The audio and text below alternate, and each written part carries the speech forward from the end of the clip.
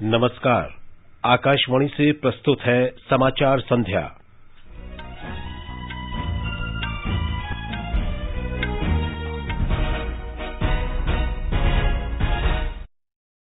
प्रधानमंत्री नरेंद्र मोदी ने उत्तर प्रदेश के मेरठ में मेजर ध्यानचंद खेल विश्वविद्यालय की आधारशिला रखी।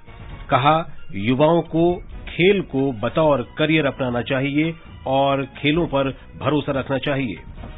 स्वास्थ्य मंत्री डॉक्टर मनसुख मांडविया ने कोविड से निपटने के लिए आज राज्यों और केंद्र शासित प्रदेशों के साथ स्वास्थ्य तैयारियों की समीक्षा की। बढ़ते मरीजों के प्रबंधन के लिए बुनियादी ढांचे को बढ़ावा देने की सलाह दी।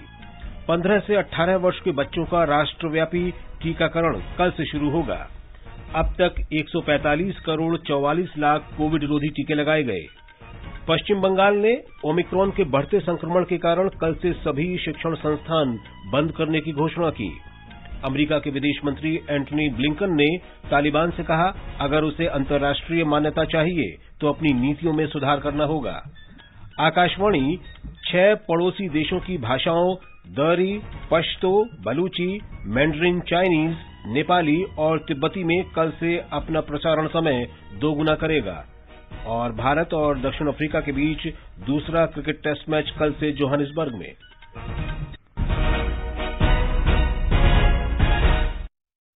समाचार संध्या में नीलम मलकानिया के साथ मैं विशाल शर्मा। देश कोविड टीकाकरण अभियान के अंतर्गत 150 करोड़ टीके लगाने की दिशा में निरंतर आगे बढ़ रहा है।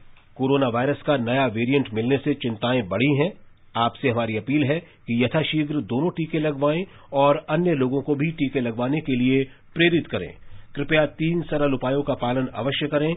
मास्क लगाएं, 2 गज की सुरक्षित दूरी बनाए रखें, हाथ और चेहरा साफ रखें। कोविड से संबंधित किसी भी जानकारी और मार्गदर्शन के लिए राष्ट्रीय हेल्पलाइन नंबर 011-2397-8046 और 1075 पर संपर्क करें। और अब समाचार विस्तार से। प्रधानमंत्री नरेंद्र मोदी ने कहा है कि युवा न्यू इंडिया की बुनियाद और भविष्य दोनों हैं।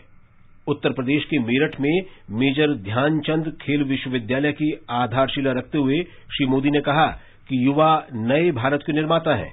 न्यू इंडिया का नेतृत्व भी उनके ही हाथों में है। उन्होंने कहा कि युवाओं में आज पुरातनता की विरासत के साथ साथ आधुनिकता की भावना भी समाहित है। श्री मोदी ने कहा, युवा जिस दिशा में जाएंगे, भारत भी उसी दिशा में आगे बढ़ेगा और दुनिया भारत का अनुसरण करेगी। प्रधानमंत्री ने कहा कि पिछले कुछ वर्षों में उनकी सरकार ने खिलाड़ियों को सर्वोच्च प्राथमिकता देते हुए उनके लिए संसाधन, प्रशिक्षण के लिए आधुनिक सुविधाएं, अंतर्राष्ट्रीय स्तर पर बेहतर प्रदर्शन करने और चयन में पारदर्शिता जैसी व्यवस्थाएं की हैं। हमारी सरकार ने अपने खिलाड़ियों को 4 शस्त्र दिए हैं। खिलाड़ियों को चाहिए संसाधन, खिलाड़ियों को चाहिए ट्रेनिंग की आधुनिक सुविधा, खिलाड़ियों को चाहिए अंतर्राष्ट्रीय एक्सपोजर, खिलाड़ियों को चाहिए चयन में पारदर्शिता। हमारी सरकार ने बीते वर्षों में भारत के खिलाड़ियों को ये 4 शस्त्र जरूर मिले, इसे सर्वोच्च प्राथमिकता दी है। प्रधानमंत्री ने कहा कि सरकार ने खेलों को रोजगार से जोड़ा है। उन्होंने कहा कि टारगेट ओलंपिक पोडियम, टॉप्स जैसी योजनाएं शीर्ष स्तर के खिलाड़ियों को उच्चतम स्तर पर प्रतिस्पर्धा में शामिल होने के लिए सभी सहायता प्रदान कर रही हैं। प्रधानमंत्री ने कहा कि खेलो इंडिया अभियान बहुत पहले से ही प्रतिभाओं की पहचान करने में लगा है और उन्हें अंतर्राष्ट्रीय स्तर की प्रतिस्पर्धाओं के लिए तैयार करने के लिए हर संभव सहयोग दिया जा रहा है। भारत में स्पोर्ट्स के प्रमोशन और पार्टिसिपेशन के लिए लगातार बड़ी निष्ठा के साथ प्रयास किए जा रहे हैं। टैलेंट की पहचान हो, ट्रेनिंग हो या फिर चयन प्रक्रिया हो, हर तरफ हर स्टेज पर ट्रांसपेरेंसी को प्रमोट किया जा रहा है। इसका परिणाम अंतर्राष्ट्रीय मुकाबलों में भारत के प्रदर्शन में भी आज हमारे लोग, हमारे नौजवान कुछ न कुछ कर दिखा रहे हैं। प्रधानमंत्री ने कहा कि ओलंपिक और पैरालंपिक में भारत का हालिया प्रदर्शन खेल क्षेत्र में नए भारत के उदय का सबूत है। श्री मोदी ने कहा कि गांवों और छोटे शहरों में खेल के लिए बुनियादी अवसंरचना उपलब्ध होने से इन जगहों से आने वाले खिलाड़ियों की संख्या बढ़ रही है। प्रधानमंत्री ने कहा कि नई शिक्षा नीति में खेलों को प्राथमिकता दी गई है। उन्होंने कहा कि खेलों को अब विज्ञान, वाणिज्य या अन्य विषयों की श्रेणी में बराबरी पर रखा जा रहा है।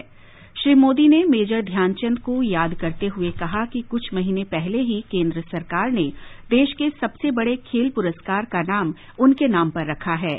उन्होंने कहा कि अब मेरठ के खेल विश्वविद्यालय को भी आज मेजर ध्यानचंद को समर्पित कर दिया गया है। मेरठ देश की एक और महान संतान मेजर ध्यानचंद जी की भी कर्मस्थली रहा है। कुछ महीने पहले केंद्र सरकार ने देश के सबसे बड़े खेल पुरस्कार का नाम दद्दा के नाम पर कर दिया। आज मेरठ की स्पोर्ट्स यूनिवर्सिटी मेजर ध्यानचंद जी को समर्पित की जा रही है। मेरठ की खेल संस्कृति के बारे में बात करते हुए श्री मोदी ने कहा कि ये शहर 100 से अधिक देशों में खेलों से जुड़े सामान का निर्यात करता है। उन्होंने कहा कि इस तरह मेरठ लोकल के लिए वोकल ही नहीं बल्कि लोकल को ग्लोबल में बदल रहा है। प्रधानमंत्री ने कहा कि इस क्षेत्र के लोगों ने देश की रक्षा के लिए सीमा पर बलिदान दिया है और खेल के मैदान में देश की प्रतिष्ठा बढ़ाई है। रामायण और महाभारत काल से लेकर जैन तीर्थंकरों और पंच प्यारों में से एक भाई धर्मसिंह तक मेरठ ने देश की आस्था को ऊर्जावान किया है। सिंधु घाटी की सभ्यता से लेकर देश के पहले स्वतंत्रता संग्राम तक इस क्षेत्र ने दुनिया को दिखाया है कि भारत का सामर्थ्य क्या होता है। 1857 में बाबा ओगडनाथ मंदिर और वहीं से आजादी की जो ललकार उठी, दिल्ली कूच का आह्वान हुआ, उसने गुलामी की अंधेरी सुरंग में देश को नई रोशनी दिखा दी। प्रधानमंत्री ने कहा कि राज्य की योगी सरकार के शासन में अपराधियों में कानून के प्रति डर पैदा हुआ है। इस बदलाव से बेटियों में पूरे देश का नाम रोशन करने का विश्वास जगा है। जब पहलों की सरकारें थी तब यूपी में अपराधी अपना खेल खेलते थे, माफिया अपना खेल खेलते थे। पहले यहां अवैध कब्जे के टूर्नामेंट होते थे। हमारे मेरठ और आसपास के क्षेत्रों के लोग कभी भूल नहीं सकते कि लोगों के घर जला दिए जाते थे। पहले की सरकारों के खेल का ही नतीजा था कि लोग अपना पुश्तैनी घर छोड़कर पलायन के लिए मजबूर हो गए थे। प्रधानमंत्री ने कहा कि उत्तर प्रदेश में डबल इंजन वाली सरकार कई विश्वविद्यालयों की स्थापना कर रही है। यूपी में डबल इंजन सरकार कई विश्वविद्यालयों की स्थापना कर रही है। गोरखपुर में महायोगी गुरु गोरखनाथ आयुष यूनिवर्सिटी, प्रयागराज में डॉक्टर राजेंद्र प्रसाद विधि विश्वविद्यालय, लखनऊ में state institute of forensic sciences. प्रधानमंत्री ने बताया कि स्वामित्व योजना के अंतर्गत भूमि के स्वामित्व के लिए 75 जिलों में 23 लाख से अधिक घरौनियां दी गई हैं। उन्होंने कहा कि पीएम किसान सम्मान निधि के तहत राज्य के किसानों के खाते में करोड़ों रुपए पहुंचे हैं। श्री मोदी ने कहा कि गन्ना किसानों को रिकॉर्ड भुगतान हुआ। प्रधानमंत्री ने कहा कि गंगा एक्सप्रेसवे, क्षेत्रीय रैपिड रेल ट्रांजिट सिस्टम और मेट्रो सेवा मिलने से मेरठ अब कनेक्टिविटी का बड़ा केंद्र बनता जा रहा है। स्वास्थ्य मंत्री डॉक्टर मनसुख मांडविया ने आज राज्यों और केंद्र शासित प्रदेशों के साथ कोविड से निपटने के लिए सार्वजनिक स्वास्थ्य तैयारियों और राष्ट्रीय टीकाकरण अभियान की प्रगति की समीक्षा की। ये बैठक ओमिक्रॉन के बढ़ते संक्रमण और 15 से 18 वर्ष आयु वर्ग के लिए टीकाकरण शुरू करने तथा वरिष्ठ नागरिकों और फ्रंटलाइन वर्कर्स को एहतियाती खुराक दिए जाने के फैसले के मद्देनजर आयोजित की गई थी। डॉक्टर मांडविया ने कहा कि दुनिया के कई देशों में कोविड के मरीजों में 3 से 4 गुना की वृद्धि देखी जा रही है। ओमिक्रॉन अत्यधिक संक्रामक होने की वजह से इससे संक्रमण बहुत ज्यादा फैलने का खतरा है। जिससे चिकित्सा प्रणाली पर बहुत ज्यादा दबाव आ सकता है। उन्होंने राज्यों को सुझाव दिया कि वे ऐसी स्थिति से बचने के लिए पहले से ही अपनी सभी तैयारियां पूरी कर लें। केंद्रीय मंत्री ने कोविड के बढ़ते मरीजों को देखते हुए रोकथाम उपायों पर नए सिरे से और कड़ाई से ध्यान देने तथा कोविड उपयुक्त व्यवहार का पालन करने की आवश्यकता पर जोर दिया। 15 से 18 वर्ष के बच्चों का टीकाकरण कल से किया जाएगा। राष्ट्रीय डिजिटल स्वास्थ्य मिशन के मुख्य कार्यकारी अधिकारी राम सेवक शर्मा ने बच्चों से टीका लगवाने और अपने दोस्तों से भी टीकाकरण कराने की अपील की। केवल एक ही वैक्सीन है अभी कोवैक्सीन, जो कि बच्चों के लिए मंजूर की गई है और जो उपलब्ध है। के लिए रजिस्ट्रेशन कोविन प्लेटफॉर्म पे और कोविन के जितने पार्टनर एप्लीकेशंस हैं जैसे कि आरोग्य सेतु, इन सब पर भी 1 तारीख से ही प्रारंभ हो चुका है। हम लोगों ने बहुत बड़ी उपलब्धि हमारे देश के डॉक्टर्स ने, नर्सेज ने, बाकी प्रशासकों ने, सबने मिलकर के हासिल की है। मेरी अपील होगी सारे बच्चों से कि भाई अपना अपना वैक्सीनेशन करवाएं, क्योंकि आज तक वैक्सीनेशन ही असली एक प्रतिरोधक चीज है जो हमें इस महामारी से बचा सकती है। इसलिए सब लोग पूरे जोर शोर से वैक्सीनेशन करवाएं। मणिपुर में आकाशवाणी समाचार के साथ विशेष बातचीत में राष्ट्रीय स्वास्थ्य मिशन के निदेशक डॉक्टर एन श्यामजय ने बताया कि 15 से 18 वर्ष के आयु वर्ग के बच्चों का टीकाकरण अभियान मणिपुर के सभी जिला मुख्यालयों में आयोजित किया जाएगा। टीकाकरण के लिए अपने साथ आधार कार्ड या स्कूल का परिचय पत्र लाना होगा। देश में अब तक कोविड के नए वेरिएंट ओमिक्रॉन से 1,525 लोगों के संक्रमित होने की पुष्टि हुई है। हालांकि इनमें से 560 मरीज स्वस्थ हो चुके हैं। महाराष्ट्र में सबसे अधिक 460 और दिल्ली में 351 ओमिक्रॉन के रोगी मिले हैं। 23 राज्यों और केंद्र शासित प्रदेशों में ओमिक्रॉन संक्रमण का पता चला है। देश में अब तक 1,45,44,00,000 कोविड टीके लगाए जा चुके हैं। कल 25,75,000 टीके लगाए गए। इस दौरान 9,000 से अधिक कोविड रोगी स्वस्थ हुए। देश में कोविड से स्वस्थ होने की दर 98.27% हो गई है। कल 27,000 से अधिक कोविड रोगियों की पुष्टि हुई है। सरकार ने कहा है कि कोविड रोधी टीकाकरण का लक्ष्य पूरा नहीं होने संबंधी मीडिया खबरें गुमराह करने वाली हैं। स्वास्थ्य मंत्रालय ने कहा कि कोविड के विरुद्ध वैश्विक संघर्ष में भारत का राष्ट्रीय टीकाकरण अभियान कई विकसित पश्चिम देशों की तुलना में सबसे सफल और सबसे बड़ा है। मंत्रालय ने कहा कि मीडिया में आई इस तरह की खबरें पूरी स्थिति नहीं दर्शाती हैं। जनवरी 2021 से शुरू हुए राष्ट्रीय टीकाकरण अभियान में अब तक 90% को पहला टीका और 65% को दोनों टीके लगाए जा चुके हैं। भारत ने कई अभूतपूर्व उपलब्धियां हासिल की हैं। 9 महीने से भी कम समय में 100 करोड़ टीके लगाए गए हैं और एक दिन में 2,51,00,000 टीके लगाए गए। अमेरिका, ब्रिटेन और स्पेन भी पहला टीका लगाने में भारत से पीछे हैं। पश्चिम बंगाल सरकार ने राज्य में तेजी से फैल रहे ओमिक्रॉन संक्रमण को देखते हुए कड़ी पाबंदियां लागू की हैं। मुख्य सचिव एच.के. द्विवेदी ने आज बताया कि कल से सभी शैक्षिक संस्थान बंद रहेंगे। राज्य सरकार के आदेश के अनुसार स्कूलों, कॉलेजों, विश्वविद्यालयों में सभी तरह की शैक्षिक गतिविधियों पर रोक लगा दी गई है। केवल 50% कर्मचारियों के साथ प्रशासनिक गतिविधियों की अनुमति होगी। सभी निजी और सरकारी कार्यालय भी 50% क्षमता के साथ काम करेंगे। पोर्ट ब्लेयर की यात्रा करने वाले 2 वर्ष से अधिक आयु के सभी यात्रियों को 5 जनवरी से नेगेटिव RT-PCR जांच रिपोर्ट साथ लानी होगी। ये रिपोर्ट यात्रा शुरू करने से 48 घंटे पहले की होनी चाहिए। इसके अलावा पोर्ट ब्लेयर हवाई अड्डे पर पहुंचने पर वैसे यात्रियों की RT-PCR जांच की जाएगी जिन्होंने पिछले 30 दिनों में कोई विदेश यात्रा की हो। ये समाचार हमारी वेबसाइट newsonair.com/hindi और हमारे mobile app news on AIR पर भी उपलब्ध हैं। तो भाइयों बहनों, सरकार की नीयत साफ होती है, सोच ईमानदार होती है तो काम भी दमदार होता है। पिछले 4.5 सालों में उत्तर प्रदेश सरकार की ईमानदार सोच और दमदार काम से यूपी बन रहा है नंबर 1। यूपी में विकास होता रहेगा लगातार।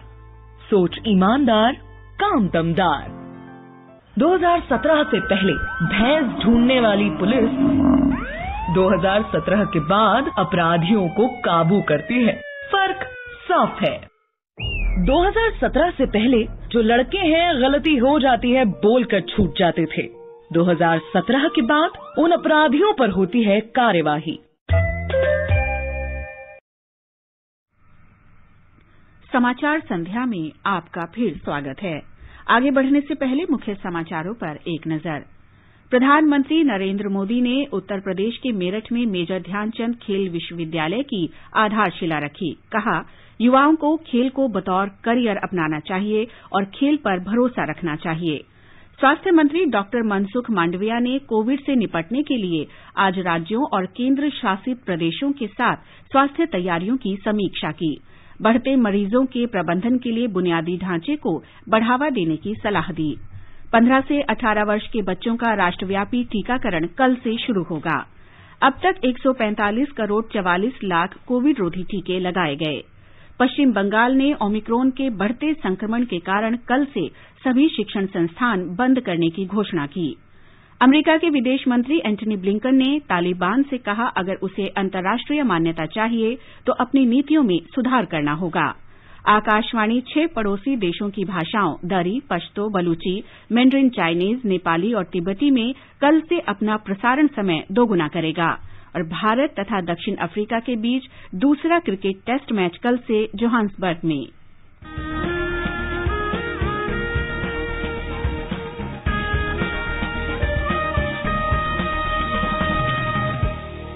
आजादी के आंदोलन के खजाने में ऐसे ढेरों शब्द जिन्होंने बदल दिए इतिहास। तारीख बदलने वाले लफ्जों पर आकाशवाणी समाचार ला रहा है विशेष कार्यक्रम धरोहर, हर सोमवार।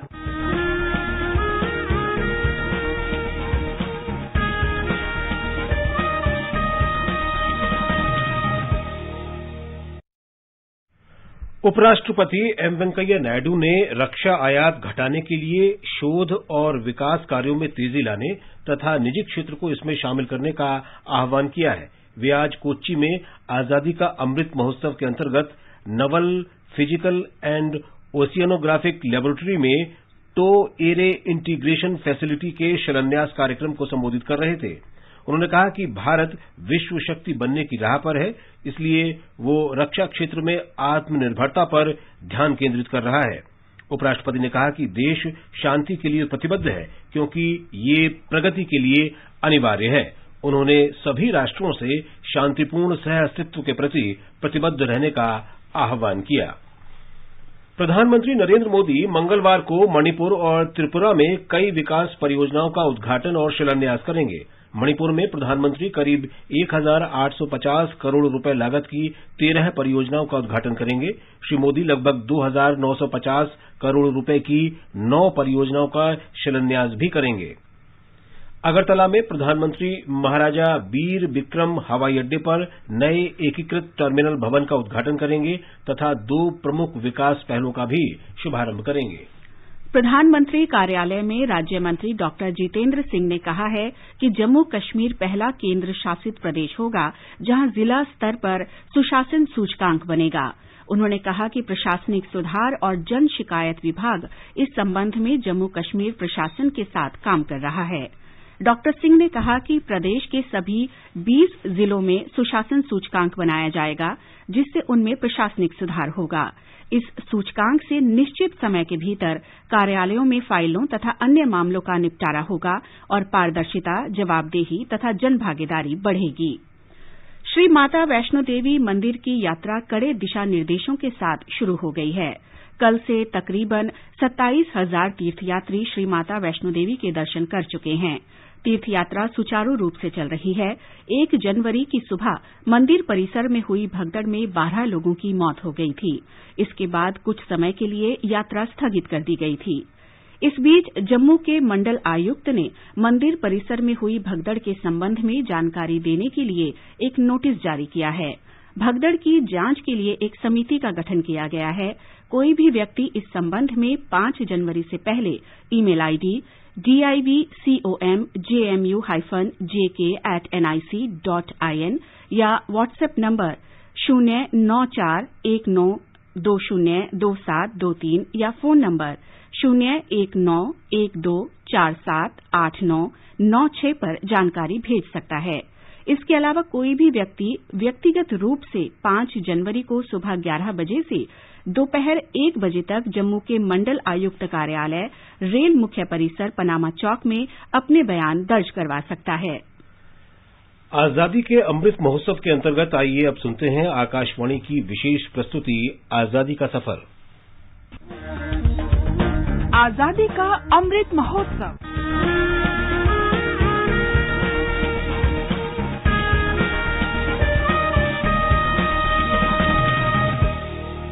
आजादी का सफर आकाशवाणी के संग। भारत का शानदार स्वाधीनता संघर्ष आधुनिक विश्व के महानतम संघर्षों में से एक है। आकाशवाणी से हम आपके लिए रोजाना ला रहे हैं इस शानदार संघर्ष की झलक। 2 जनवरी 1947 को महात्मा गांधी ने पूर्वी बंगाल में दंगा पीड़ित क्षेत्रों में शांति मार्च शुरू किया था।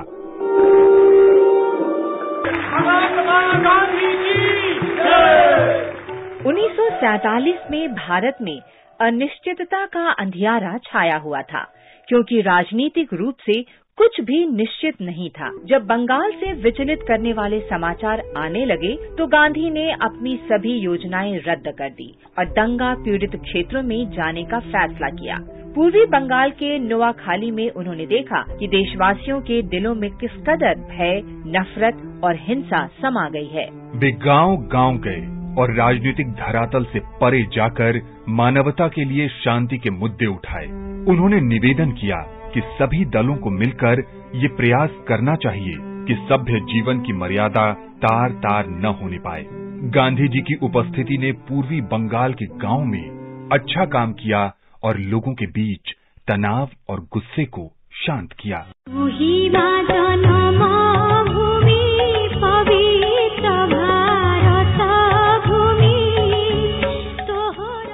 आज हम स्वाधीनता सेनानी हरे कृष्ण महताब को भी स्मरण कर रहे हैं, जिनकी मृत्यु 2 जनवरी 1987 को हुई थी। वे उत्कल केसरी के नाम से लोकप्रिय थे। महताब स्वतंत्रता संघर्ष के दौरान कई बार जेल गए।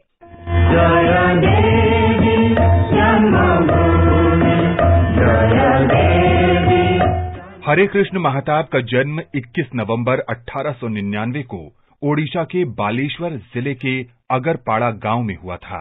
स्वतंत्रता आंदोलन में शामिल होने के लिए उन्होंने 1921 में स्नातक की पढ़ाई बीच में छोड़ दी। वे 1930 में उत्कल प्रदेश कांग्रेस कमेटी के अध्यक्ष बने। उसी साल सत्याग्रह आंदोलन में भाग लेने के कारण उन्हें जेल भेज दिया गया। कैद में उन्होंने वाल्मीकि रामायण का ओडिया में अनुवाद किया। उन्होंने भगवद गीता को ओडिया में काव्य रूप में लिखा।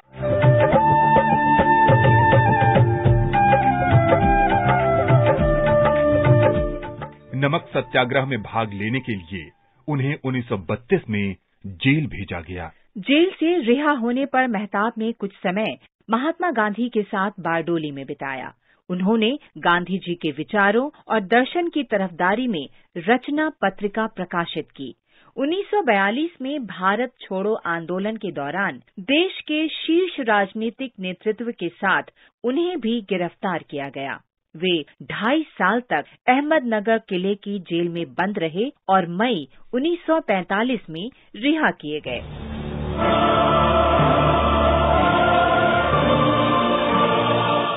महताब ओडिशा के प्रथम मुख्यमंत्री थे। वे अप्रैल 1946 से मई 1950 तक इस पद पर रहे।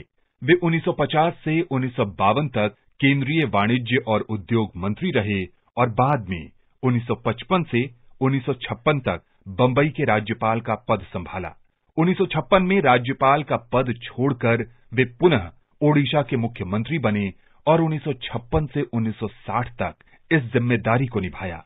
मुख्यमंत्री के कार्यकाल के दौरान महताब ने रियासतों के विलय और एकीकरण, कटक से हटाकर भुवनेश्वर को राजधानी बनाने और बहुउद्देशीय हीराकुंड बांध परियोजना को स्वीकृति और निर्माण में महत्वपूर्ण भूमिका निभाई। वे 1962 में अंगुल से लोकसभा के लिए चुने गए और जीवन पर्यंत लोगों की सेवा करते रहे। महान राष्ट्रवादी को शत शत नमन। वंदे भारत केसरीन्द्र सुमते कारुण्यवारानिधे वन्दे हृत्तडपद्ममध्य सुलसल् आचार्य तुभ्यं नमः। हम महान स्वाधीनता सेनानी और समाज सुधारक मन्नत्तु पद्मनाभन को भी स्मरण कर रहे हैं। उनका जन्म 2 जनवरी 1878 को केरल के कोट्टयम में हुआ था। पद्मनाभन को दूरदृष्टा सुधारक माना जाता है, जिन्होंने नायर समुदाय को नायर सर्विस सोसाइटी के तहत संगठित किया। पद्मनाभन ने सामाजिक असमानता से भी संघर्ष किया। 1924 में उन्होंने वायकॉम सत्याग्रह में भाग लिया तथा कथित निचली जातियों के लिए मंदिर प्रवेश की मांग करते हुए वे 1931 में गुरुवयूर सत्याग्रह में शामिल हुए। उन्होंने जाति के आधार पर कोई भेदभाव न करते हुए अपना पारिवारिक मंदिर सबके लिए खोल दिया। 25 मई 1947 को पद्मनाभन ने अलप्पुझा के मुतुकुलम में प्रसिद्ध मुतुकुलम भाषण दिया। भारत के स्वाधीनता आंदोलन में भाग लेने पर 14 जुलाई 1947 को उन्हें गिरफ्तार किया गया। स्वतंत्रता के बाद पद्मनाभन राजनीति में आ गए और लोगों की सेवा करते रहे। महान स्वाधीनता सेनानी को शत शत नमन। आज बस इतना ही। आजादी का सफर आकाशवाणी के संग। कल फिर मिलेंगे नई कड़ी के साथ।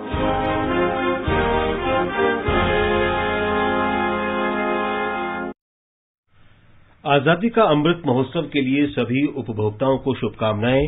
हॉलमार्क सोने की शुद्धता सुनिश्चित करता है। हमेशा हॉलमार्क वाले सोने के आभूषण खरीदें।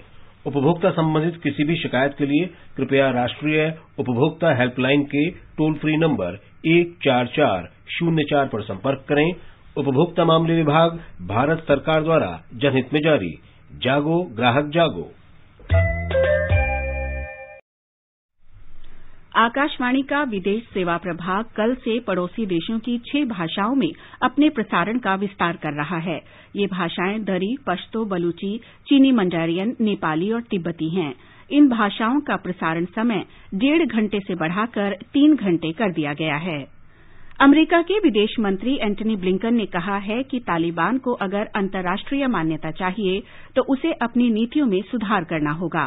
उन्होंने वाशिंगटन में कहा कि अफगानिस्तान के नए शासकों को मानवाधिकारों का सम्मान करना होगा, आवागमन की अनुमति देनी होगी और बदले की भावना छोड़नी होगी तथा आतंकवाद के खिलाफ खड़े होना होगा। भारत और दक्षिण अफ्रीका के बीच दूसरा क्रिकेट टेस्ट मैच कल से जोहान्सबर्ग में खेला जाएगा। 3 मैचों की श्रृंखला में भारत 1-0 से आगे है। भारत ने सेंचुरियन में पहले टेस्ट मैच में 113 रन से जीत दर्ज की थी। भारत अगर ये टेस्ट मैच जीत लेता है तो दक्षिण अफ्रीका में वो पहली बार कोई टेस्ट श्रृंखला जीतेगा। भारत ने वांडरर्स में कुल 5 टेस्ट खेले हैं, जिनमें 2 में जीत हासिल हुई है जबकि 3 ड्रॉ रहे हैं। अब एक नजर कल के मौसम के पूर्वानुमान पर। दिल्ली में कोहरा छाया रहेगा। मुंबई और कोलकाता में आसमान साफ रहेगा। चेन्नई में बादल छाए रहेंगे। उत्तर भारत में श्रीनगर, जम्मू और मुजफ्फराबाद में बादल छाए रहेंगे और बारिश की संभावना है। लेह और गिलगित में वर्षा या हिमपात के आसार हैं। देश के पूर्वोत्तर हिस्से गुवाहाटी, इम्फाल, शिलंग, कोहिमा और गंगटोक में बादल छाए रहेंगे। आइजोल और अगरतला में सुबह कोहरा छाए रहने की संभावना है। और अंत में मुख्य समाचार एक बार फिर। प्रधानमंत्री नरेंद्र मोदी ने उत्तर प्रदेश के मेरठ में मेजर ध्यानचंद खेल विश्वविद्यालय की आधारशिला रखी। कहा, युवाओं को खेल को बतौर करियर अपनाना चाहिए और खेलों पर भरोसा रखना चाहिए। स्वास्थ्य मंत्री डॉक्टर मनसुख मांडविया ने कोविड से निपटने के लिए आज राज्यों और केंद्र शासित प्रदेशों के साथ स्वास्थ्य तैयारियों की समीक्षा की। बढ़ते मरीजों के प्रबंधन के लिए बुनियादी ढांचे को बढ़ावा देने की सलाह दी।